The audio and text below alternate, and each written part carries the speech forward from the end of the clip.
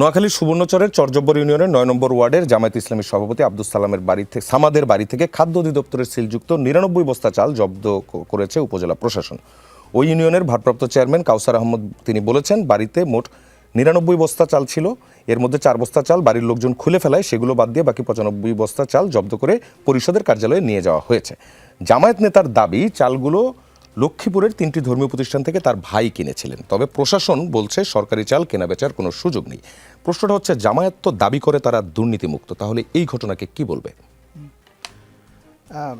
এই জামাত নেতার কথা যার কথা বলছেন, মূলত ট্রানজ্যাকশনটা করেছেন তার ভাই।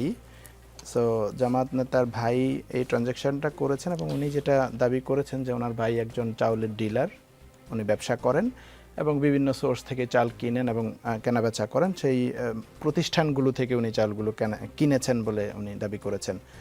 এবং এইটা ওই প্রতিষ্ঠান কোন কোন প্রতিষ্ঠান থেকে মাদ্রাসা তো চাল বিক্রি করতে পারে না, কোন কোন প্রতিষ্ঠান থেকে কিনেছেন সেটার নাম বলেছেন। এখন মাদ্রাসা বিক্রি করতে পারে কি পারে না সেটা নিয়ে নিশ্চয়ই আলাপ করবার ব্যাপার আছে।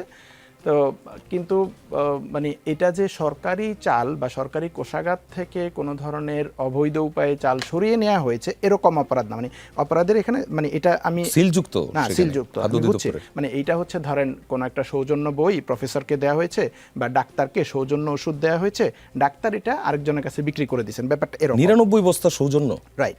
না, মাদ্রাসা থেকে তো কেনা হয়েছে। এটা তো আপনি এগ্রি করছেন যে মাদ্রাসা থেকে কেনা হয়েছে, সবাই বলেছে এই কথা। হ্যাঁ, তো মাদ্রাসা থেকে কিনেছে। এখন কারো বাসায় যখন সরকারি একটা সম্পদ পাওয়া যায়, এটা দুইটা উপায় আছে, দুইটা ঘটনা ঘটতে পারে। এক হইতে পারে যে এই লোকটা সরকারি চেয়ারম্যান মেম্বার, একটু শেষ করুন, আমি অ্যাড করি, আপনি মনে রাখবেন। হ্যাঁ বলবেন। সরকারি চেয়ারম্যান মেম্বার বা সরকারের ক্ষমতাসীন কোনো ব্যক্তি তার ক্ষমতাকে ব্যবহার করে সেইটাকে কোনোভাবে অন্যের হক মেরে নিয়ে আসছে, এটা হলো একটা কেস। আর এখানকার কেসটা যেটা হচ্ছে, এইটাও অপরাধ আমি বলবো না যে এটা অপরাধ না, কিন্তু এটা একটা মাইনর কেস যে সে সরকারি কোষাগার থেকে যারা সাহায্যটা পেয়েছে সেরকম কোনো সাহায্য পাওয়া লোকেরা বা প্রতিষ্ঠান এটা তার কাছে বিক্রি করেছে। তো ঘটনাটা কিন্তু সরাসরি যে সরকারি অর্থ আমি আত্মসাৎ করলাম ব্যাপারটা এরকম না। সে কিনেছে এবং ট্রেড করবে, সে হয়তো রেগুলার যে প্রফিট করে সেই প্রফিট করে বিক্রি করবে। আর দ্বিতীয়ত হচ্ছে যে এই যদি কোনো একজন ব্যক্তি অপরাধ করে, অ্যাডাল্ট মানুষ হয়, তাহলে তার পরিচয়টাই সামনে না এসে কেন তার ভাইয়ের পরিচয়টা না। আমি আরেকটা ঘটনা বলি। আজকে কুমিল্লার একটা ঘটনা এসেছে যে একজন জামাত নেতার শ্বশুর উনি মাদক খাচ্ছেন বা কিছু একটা এরকম আর কি, একটা ছবি সহ এসেছে।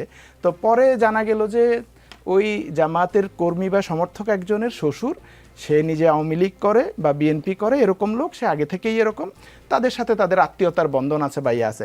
কিন্তু এখন একজন ব্যক্তি যে সরাসরি কোনো একটা কাজের সাথে সম্পৃক্ত, সেই ব্যক্তির পরিচয় না বলে তার কোনো আত্মীয় স্বজন জামাতের সাথে আছে কিনা এটাকে হাইলাইট করা, এটাকে আমি একটা ভুল সাংবাদিকতা মনে করি। আর এট দ্য সেম টাইম আপনি দেখবেন আমাদের মিডিয়াগুলো এটাকে, সবগুলো মিডিয়া এটাকে ফলো করে হাইলাইট করে। আমি আপনাকে জামায়াতে ইসলামের ২৪ মিনিট আগের একটা বিবৃতি, আপনি দেখেছেন কিনা এই বিবৃতিটা? আমি এটা দেখিনি, আপনি একটু বলবেন। আপনার বক্তব্যের সাথে সাংঘর্ষিক হয়ে যাচ্ছে যদি আমি বিবৃতিটাকে ধরি। আমি ওই বিবৃতি দেখিনি, আমি ঘটনাটা ব্যাখ্যা করবার চেষ্টা করছি আমার জায়গা থেকে।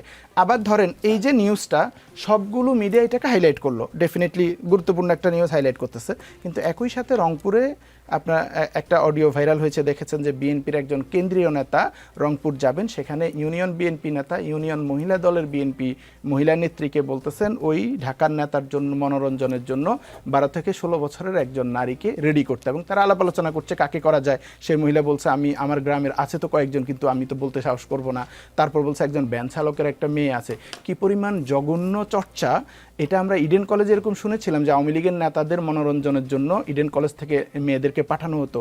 আর এখন বিএনপি পাওয়ারে এসে ঢাকার নেতা সেখানে গিয়ে লোকাল গরিবের মেয়েদেরকে নিয়ে এসে মনোরঞ্জন করতেছে বা ব্যবস্থা করতেছে। এইটা আপনি দেখবেন কোনো মেইনস্ট্রিম মিডিয়াতে হাইলাইটেড হয় নাই। এই যে আমি কোনটাকে হাইলাইট করব বা করব না, কোনটা খবর হিসাবে গুরুত্বপূর্ণ বা সরকারি দলের খবর হলে সেটাকে মানে আড়াল করবার জন্য কম গুরুত্বপূর্ণটাকে বেশি হাইলাইট করা, এটা আমি এক ধরনের প্রোপাগান্ডার রাজনীতি মনে করি।